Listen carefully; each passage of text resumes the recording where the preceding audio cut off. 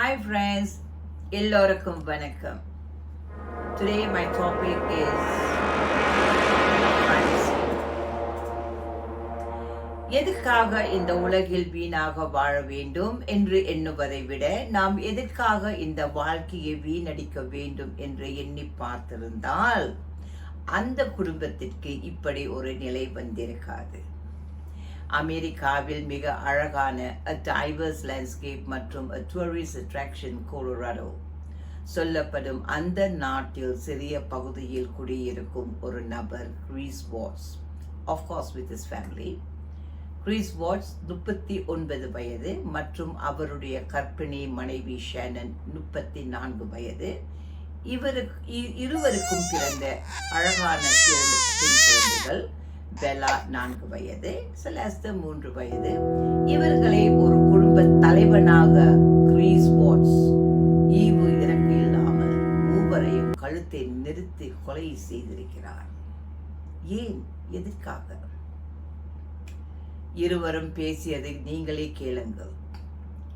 இனியும் உன்னோடு தொடர்ந்து வாழ்க்கை நடத்த விரும்பவில்லை கூறியது கிறிஸ் வாட்ஸ்.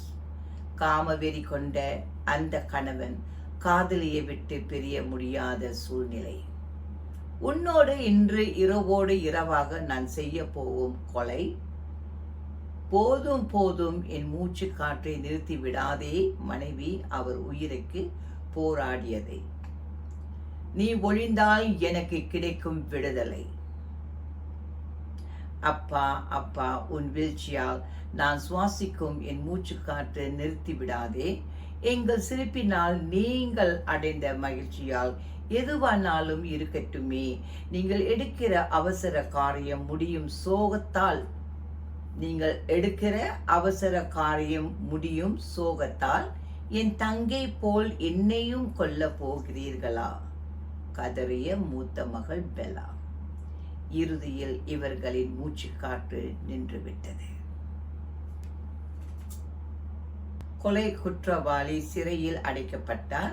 இந்த சம்பவம் விழிப்புணர்வை ஏற்படுத்தும் என்ற நம்பிக்கையால் வாங்க வீடியோக்குள் போகலாம். Welcome to my divine energy channel. I'm Jessica. August 13, 2018 ஆண்டில் அதிகாலையில் கொலராடோவில் ஒரு அமெரிக்கா எண்ணெய் வயலில் ஆபரேட்டராக பணிபுரியும் கிறிஸ் வாட்ஸ் தனது கர்ப்பிணி மனைவியான ஷேனன் மற்றும் அவர்களது 2 குழந்தைகளை பெலா மற்றும் செலஸ்டா மூச்சு திணறடித்து கொலை செய்தார்.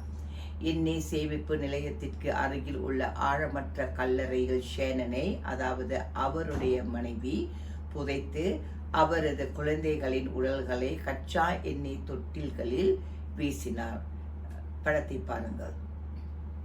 குடும்பம் காணாமல் போனதில் அந்த கணவர் நிரபராதியாக நடித்து வந்தார்.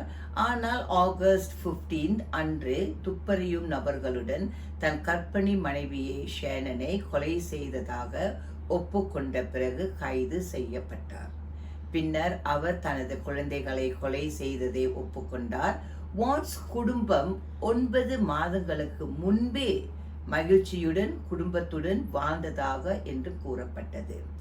ஒரு போலீஸ் அதிகாரி தீவிர சோதனை நடத்தும் போது அவர்களுடைய குடும்ப நாய் காயமின்றி கண்டுபிடிக்கப்பட்டது.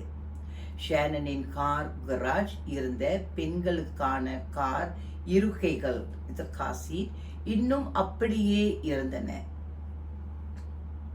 வீட்டை சுற்றியும் தேடிய போது படுக்கை மேசையில், that is the bedside table, ஷேனனின் திருமண மோதிரம் கிடைத்தது.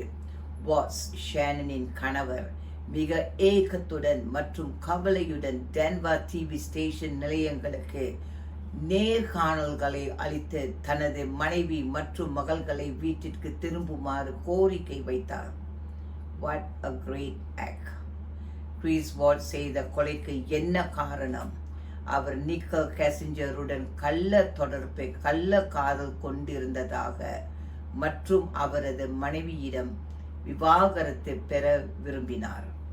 அந்த உரையாடலின் விளைவாகத்தான் கிறிஸ் வாட்ஸ் தனது மனைவியை கொன்று 2 பெண் குழந்தைகளின் உடல்களை எண்ணெய் தொட்டியில் தலை கீழாக அதுக்குள் தள்ளினார்.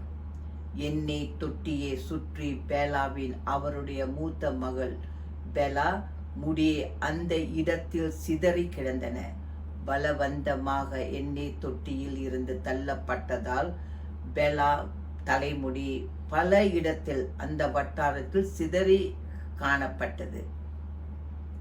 It's a very very sad incident. வாழ வேண்டிய குழந்தைகள் வாழ்க்கையை அழித்துவிட்டால் சொந்த தகப்பனார். This incident happened 6 years ago. America நாட்டை குலுக்கிய இந்த சம்பவத்தை யாராலும் மறக்க முடியாத ஒன்று. கிறிஸ் வாட்ஸ் பெயருக்கு பின்னால் he was known as a killer dad. மிக துயரமான சம்பவம். மீண்டும் இணைந்திருப்போம். மறவாமல் like and subscribe my Divine Energy channel and stay connected with me. Signing off, Jessica.